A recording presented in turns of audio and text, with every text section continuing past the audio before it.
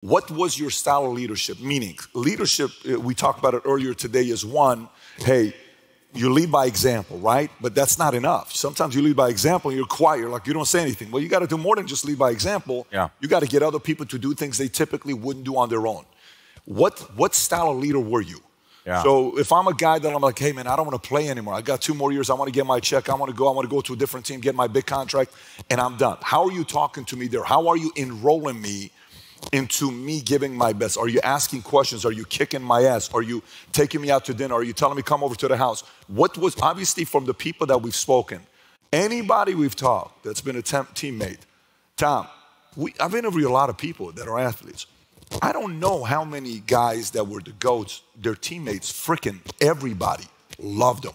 Dude, people love you. Like teammates loved running with you. You played 3 different careers. You didn't have one career. You were one of those guys that had 3 careers there you played. Yeah. But what was your style where you kicked their ass, you challenged them, yet you believed in them? What was the method you driving your guys? Yeah, so a lot of it, it's a great question. I think that, and this is another probably very important thing in my mind, is in terms of leadership is how you relate to the people that you work with. And my vision of a relationship comes down to one word: caring.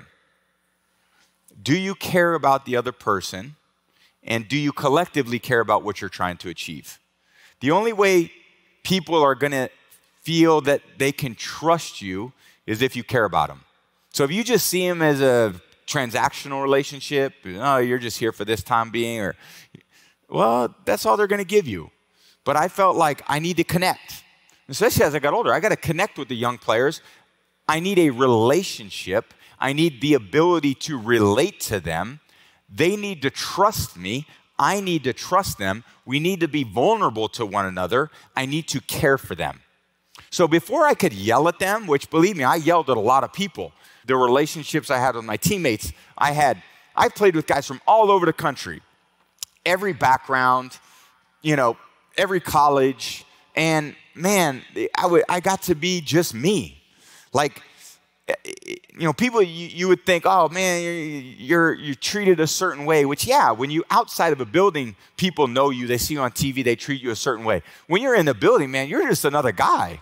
You're like, my son went to camp for 3 weeks, sleepaway camp, and there's no electronics, and this is up in Maine this year. There's no electronics. They sleep in like this log cabin.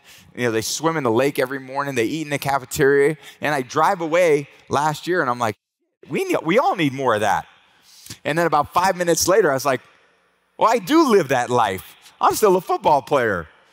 We're all in this building where we're eating in a cafeteria. We're getting MF'd by our coach. We're showering in the same spot. It's an all community. So this ability to have this relationship with so many people is been a great part of my life. And I think my ability to relate to them, care about them, they felt like, well, if Tom, why should Tom care about me?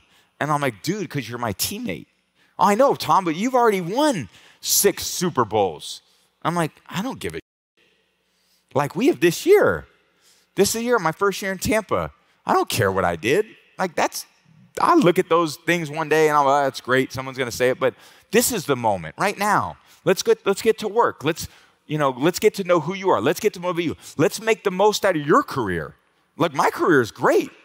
But I want the best for your career too. And if it's going to be your best career, you need me to be good and I need you to be good. So let's work together because every year those things change. Was it you know how you get a person that comes in and you sell them on the culture. Here's what we're all about. So a leader, I'm going to sell you. Here's why we do this. Here's why you accept high standards. Here's why you get up and here's why you watch the tape. Here's why you take care of your health. Here's why because if we do this, at the end of the season, we got a chance at winning a championship and being the best, okay? Or is it more the pure pressure of the culture? You either fit the culture or you're not going to want to be around this culture, so you filter yourself out.